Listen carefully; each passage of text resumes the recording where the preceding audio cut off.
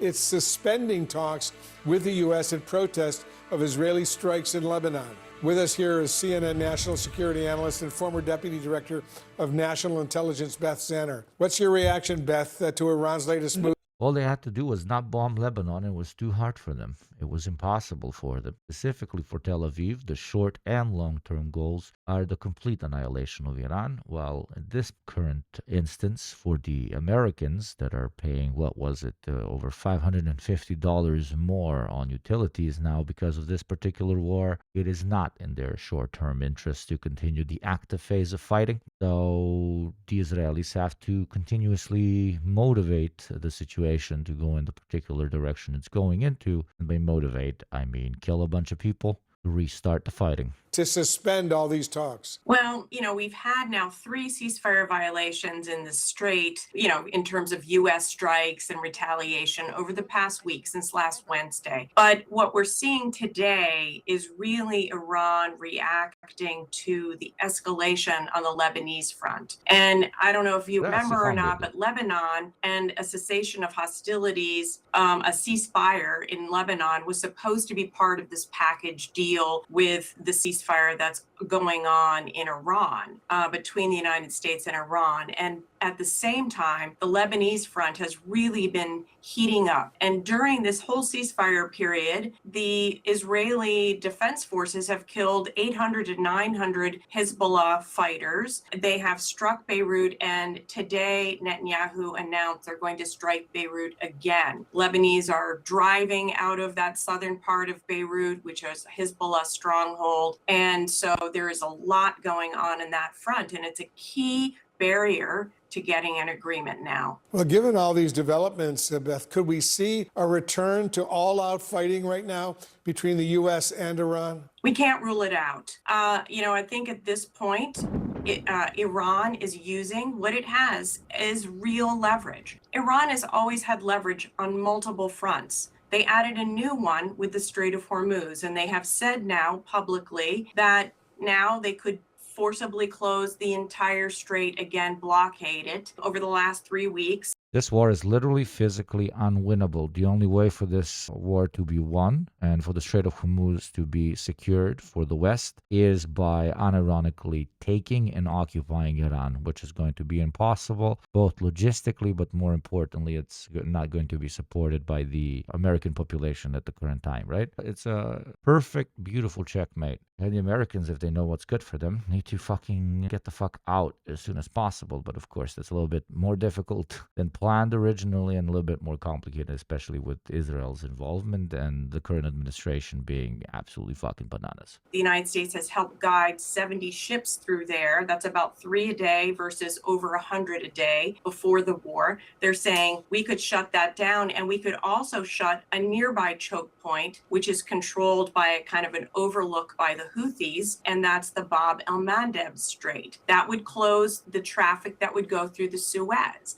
So they have that, they have the proxies, and then we have new reports of them digging out their underground missile sites where probably 1,000 missiles still remain. So Iran is telling the United States, look, you sent back this tougher deal. We're hearing reports. We don't know what the details are, but we have leverage too, and we're not going to capitulate. We want this cessation of the Israeli growing offensive in Lebanon. I want to show you this video just into CNN. It shows the scene in Kuwait airport where the victim of the attacks, an Indian national, was killed. Bear in mind, the airport only reopened a few days ago following damage from the beginning of this war. Tensions remain high in the Persian Gulf after new strikes strain ceasefire. Who strikes, bruv? Strikes overnight by both the U.S. and Iran. Magic, mystical strikes. On testing the rockets were circumcised. We do not know who sent the rockets. Ceasefire. Iran says it was targeting American bases in Bahrain and Kuwait. The strikes hitting Kuwait's airport, killing at least one person and injuring dozens more. There's limited clarity right now on how negotiations are going to try and end the war. President Trump says that contacts are continuing, but Iranian state media are downplaying suggestions of progress. progress. Let's go live now to CNN correspondent Jeremy Diamond. So, Jeremy, what is happening? They call it the Strait of Hormuz. I said, we can't have that open, not during Pride Month.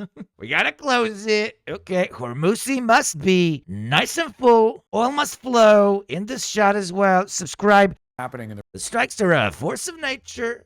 Truly powerful stuff. the region right now? Well, Boris, over the last 24 hours, we've certainly seen an uptick in regional tensions and escalation in attacks by both the United States and Iran in the region. But both sides seem committed to trying to avoid the kind of escalation that would ultimately lead to a return to all-out war between the two parties. It all began yesterday, it seems, when the United States struck an oil tanker that was attempting, it would seem, to head towards an Iranian port, breaking that U.S. naval blockade of Iranian ports. And the U.S. also carried out what it described as self-defense strikes against Iranian military targets on a strategic island off the Iranian coast. Iran then carried out strikes against U.S. bases in Kuwait and Bahrain overnight, as well as striking Kuwait's international airport. There was some significant video of one of those strikes hitting Kuwait. Yeah, I have one of my closest cousins is not going to be able to get to my wedding because she lives in the Middle East. I'm not going to disclose the particular place. And she's like, dude, I literally don't know if I'll be able to fly out because they keep hitting the airports. And when they hit the airport, there's no flights for like 2 days. I was like, dude, how dare you not risk your life to get to my wedding? What kind of cousin are you? So, yeah, we're no longer on speaking terms. Fucking bitch. Kuwait's international airport, and also missiles and interceptors that were lighting up the night sky in what was clearly the most intense round of Iranian strikes since this ceasefire took effect. One person was killed, 63 others injured in Kuwait, according to Kuwaiti authorities. Beyond that, though, it's not clear where things stand as it relates to the negotiations between the United States and Iran. Where do they stand? You see what you're showing on screen? Why are we taking Trump for his word? You're CNN. You're supposed to be fucking lib-mogging us right now. I mean, the president said we're still talking. It literally shows airport that is on fire. We don't know where the negotiations are going. I don't know what the status of the negotiations is. The president says it's going well. Shows footage of exploded ordnance. What the fuck are we...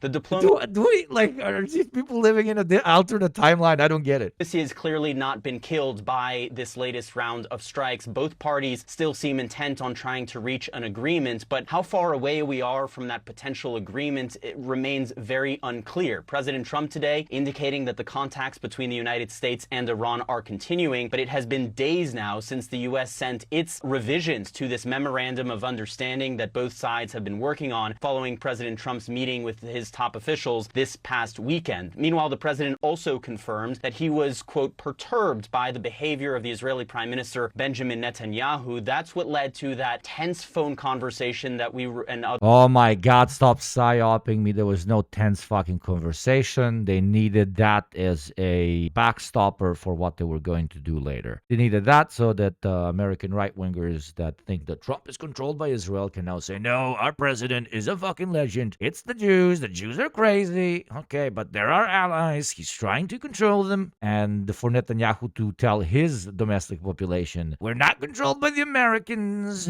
Okay, je suis Tel Aviv. Look how I'm arguing with him. I'm telling him, you're not going to stop the war, president. We literally control America. It's pure psyop. Others reported on yesterday, the president confirming the reporting from Barak Ravid about using multiple F-bombs in his conversation with Benjamin Netanyahu. The negotiations are continuing today in terms of talks between Israel and Lebanon, which was, of course, at the center of some of those tensions between Trump and the Israeli Prime Minister. The U.S. Secretary of State saying that he hopes that the second round of talks happening today will lead to a joint statement and an action plan for Lebanon. A Republican revolt in the House of Representatives with a small handful of lines to vote to restrict the president's war powers on Iran. So what might this small group of Republicans be seeing? Where is public opinion in general? With us now, Harry. Oh my God, it's the Italian. Yeah, and trying to build up anticipation there. Dude, him in front of the flag. Look at this. CNN chief data analyst.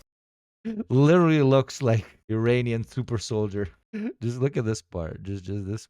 Harriet and trying to build up anticipation there. What are the numbers showing right now, Harry? The most unpopular war at the start of a war that I could ever find, ever, has become even more unpopular. That's what those Republicans in the House are seeing. Just take a look here. Net approval rating of the Iran war. At the start, it was underwater, -9 points. Now it's down there with the Strait of Hormuz. Look at this, -23 points. This is a war that has become more unpopular, even as President Trump and his administration has tried to sell it. And among independents, it's gone from 23 points underwater to, get this, 40 points underwater with independents. So those Republicans who, in fact, did not vote with the renegade Republicans, they are helping to put that Republican majority, which was already at great risk in the House, in even more risk. It's on the wrong trajectory right now. No, this I is love when I live in a democracy where my president does everything except listen to the people. the wrong place. You want to be going up, not down. How do people feel about the congressional approval? Yeah, okay. How do people feel about the idea that military force needs congressional approval? Okay, this is pretty simple. Against presidents using military force without Congress's approval. Look at this. 63% overall are against the idea that, in fact, the president could just go willy-nilly without congressional approval. How about independents? 72%. More than 2 in 3 independents are against the idea that the president can, in fact, use military force without congressional approval. So the American people,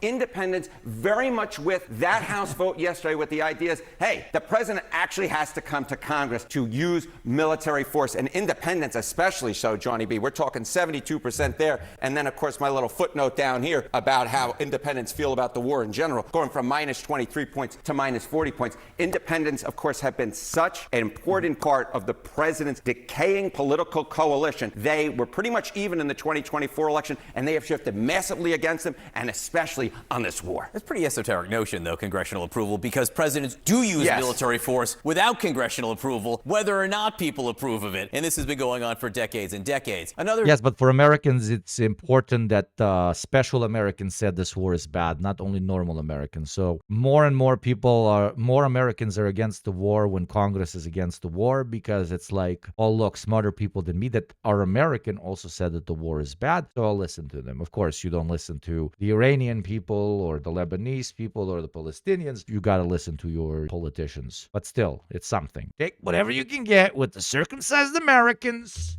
Esoteric notion is this idea of a ceasefire between the United States and Iran, because there is shooting going on back and forth. Nevertheless, how do people feel about staying in this condition, this ceasefire? Whatever exactly this ceasefire is, people want it to continue. Take a look here, and this is the rare trifecta. Continue the Iran ceasefire and the negotiations. Look at this. 77% of all Americans. Then you get the rare trifecta. Democrats, 96%. Independents, 81%. And even a majority of Republicans here, what we're essentially saying is, yes, they do, in fact, want this ceasefire to continue. They like this idea. They do not, in fact, want a re-upstart of, let's say, much more force going on in the Middle East, much more force going on in Iran. Much more force going on. I fucking love Toledo. The fuck is that sentence? There's a lot of force. Now it's less force. They like it with less force, more force. Very scary.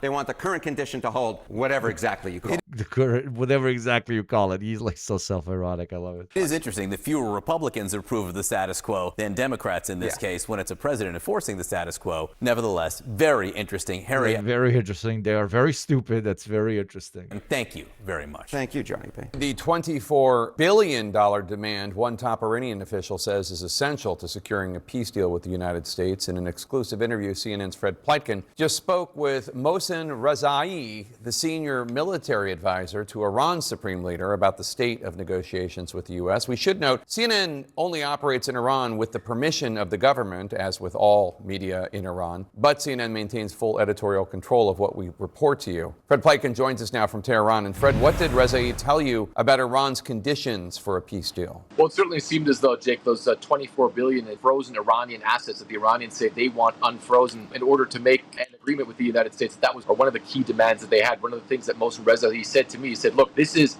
as in Iran's money. This is not the United States money. And so therefore, he says that he believed that this was an important, what he called trust-building measure by the United States towards Iran that would help. We should note, CNN only operates in the United States with the permission of the government there. Yeah, we only have to mention it with its scary Muslim-bound people. It's scary Muslim-bound people. It's scary Muslim-bound government. Wah wah wee wah. Both sides take Don't you know they say Allah? Oh my God, so scary. that next step to try and move into broader negotiations for a wider peace deal. He also said that Iran would maintain certain control of the Strait of Hormuz, that these are Iranian territorial waters and Omani territorial waters. However, he also said the Iranians are not looking to take tolls for ships passing those waters, but did say that there would be what he called an administrative fee and possibly an environmental fee as well. Now, Mohsen Rezaei also shot down the notion of a possible meeting between U.S. President Donald Trump and Iran's supreme leader. Here's what he told me. How is the supreme leader doing? Is he fully in control of everything? And President Trump said